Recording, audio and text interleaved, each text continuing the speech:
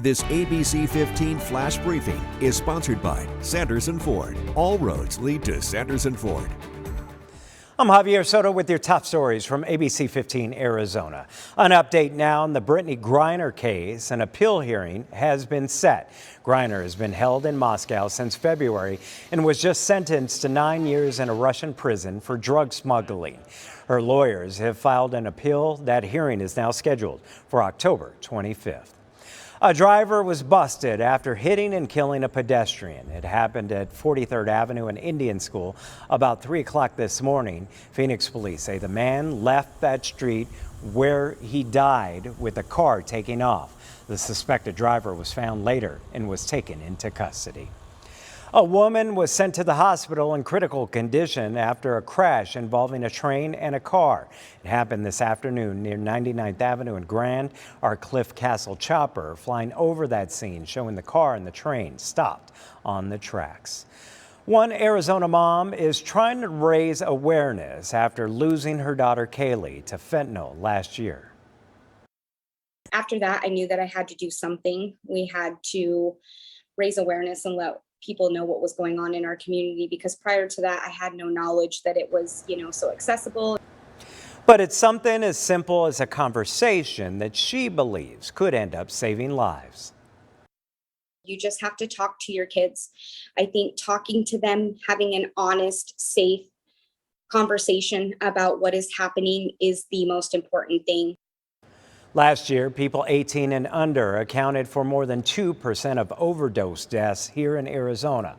All week, ABC15 is going in-depth, looking at the fentanyl problem in our state, how this dangerous drug is making it into the hands of Arizonans, and what's being done to stop this growing crisis.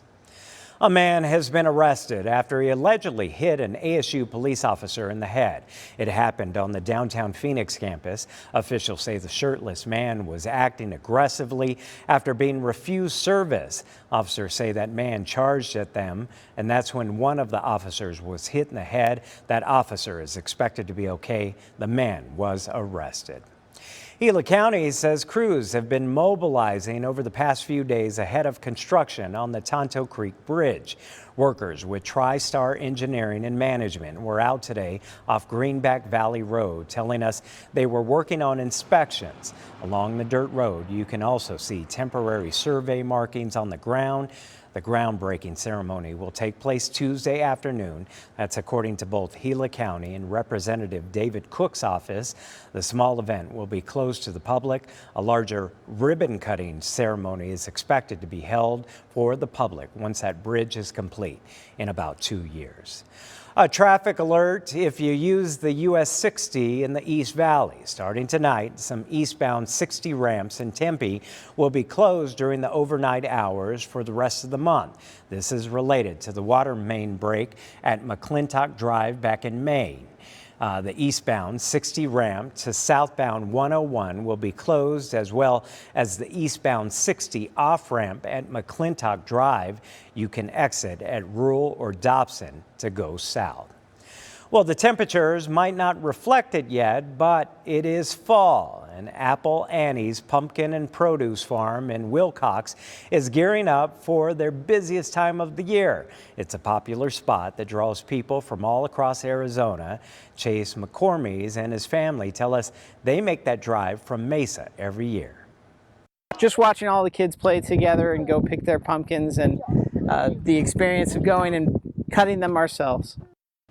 The pumpkin patch is open every day until October 31st, and on weekends there's even hay rides.